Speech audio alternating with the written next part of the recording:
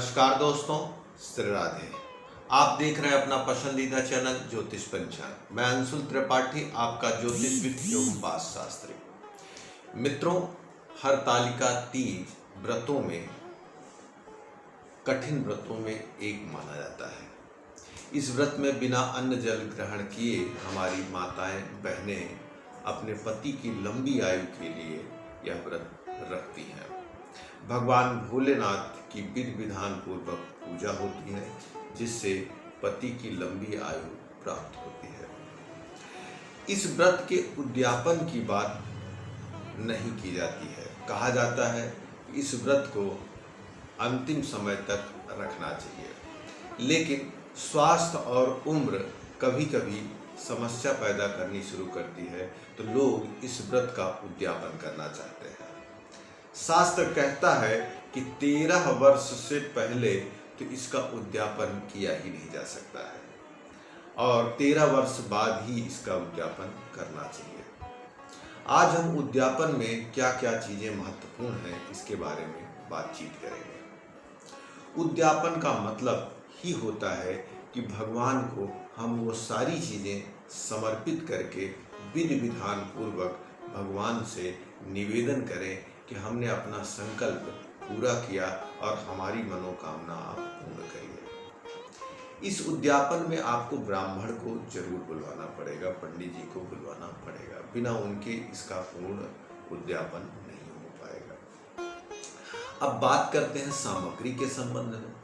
सामग्री भगवान भोलेनाथ को जो जो चीजें आप पूजा के समय में चढ़ाती रहे और जो जो चीजें उन्हें पसंद है, वो सारी चीजें भगवान भोलेनाथ को समर्पित करनी है। जैसे वस्त्र है, फल है, मीठा है, लेकिन इसमें एक महत्वपूर्ण चीज ये ध्यान रखनी है कि 5 की संख्या सबसे महत्वपूर्ण है। अगर आप वस्त्र भगवान को चढ़ाते थे तो आप 5 वस्त्र, फल 5, पुष्प भी कोशिश करें 5 तरीके। वो सारी चीजें ले आके आप 5 तरीके की, जैसे बेलपत्र की संख्या तो बहुत कर सकते हैं, लेकिन न्यूनतम 5 ही होनी चाहिए। चढ़ाने को उससे ज़्यादा भी चढ़ा सकते हैं। कोई भी चीज़ भगवान भोलेनाथ को समर्पित करेंगे वो 5 की संख्या एक महत्वपूर्ण चीज़। दूसरी महत्वपूर्ण चीज़, माता गौरी को भी चीज़ें सुहाग की समर्पित की जाती हैं। उनकी भी संख्या कोशिश करके 5 की संख्या रखनी है।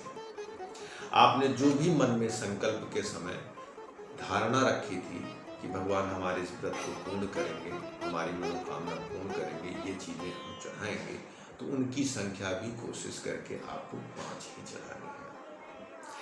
और ये सारी सामग्री आपको किसी ब्राह्मण को दान देना है और उनको भोजन भी कराना है।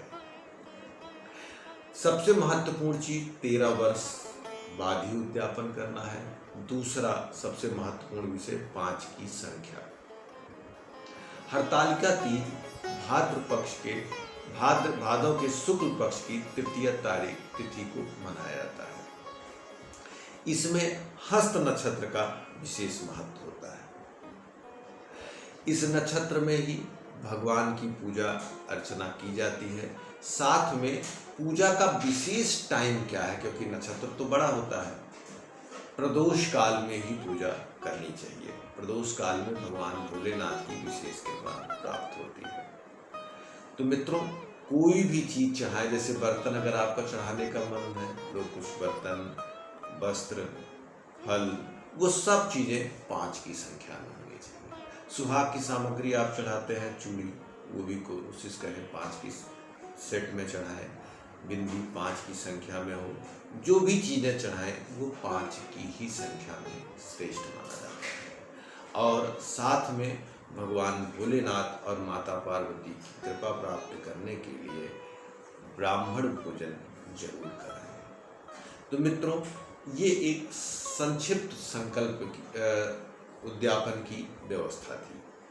अब कुछ लोग ऐसे भी होंगे जो बीमार हैं, 13 साल नहीं पूरा कर पा रहे हैं। उनको भगवान भोलेनाथ का क्षमा याचना करके विषम की संख्या जैसे 5, 7, 11 पूरी करने के बाद भगवान भोलेनाथ के नाम से उद्यापन करने की अनुमति तो नहीं है, लेकिन कर सकते हैं। अगर बहुत बड़ी विडंबना कोई चल रही है स्वास्थ्य क्योंकि हमारा शास्त्र कहता है कि जो नारियां बीमार हैं उनके लिए नियमों में सरलता बरती जाती है। लेकिन हाँ, उद्यापन करने के बाद भी अगर आप व्रत रखना चाहती हैं तो रख सकती हैं, एक चीज। दूसरी चीज, उद्यापन के बाद भी लोग व्रत रखते हैं और अन्न तो नहीं लेकिन हाँ फलाहार और जल ग्रहण करके यह व्रत करते रहते हैं। किसी न किसी स्थिति में कोशिश करके इस व्रत को आगे बढ़ाए रखना चाहिए, चाहे वो जल और फलाहार करते हुए आगे बढ़ाना चाहिए उद्यापन के बाद भी। जो बहुत ज़्यादा बीमार हैं कोशिश करें उद्यापन करके भी व्रत रखते रहें, जैसे फलाहार लें, जूस लें, जल लेते रहें, जिससे शरीर में ताकत न कम होने पाए और व्रत भी पूरा होता रहे। और जो महिलाएं गर्भवती हैं उनको तमाम दिक्कतें हैं वो भी जल ग्रहण कर सकती हैं। हमारा शास्त्र जो है वो बीमार बूढ़ों के प्रति एक सहज और नर्म भाव रखता है, जिससे उनका भी संकल्प पूरा हो। ये रही हरतालिका तीज के उद्यापन की विधि। मित्रों, अगर आपको इससे संबंधित कोई और जानकारी चाहिए तो दिए नंबर पर फोन करके आप हमसे बात कर सकते हैं। नमस्कार, श्री राधे।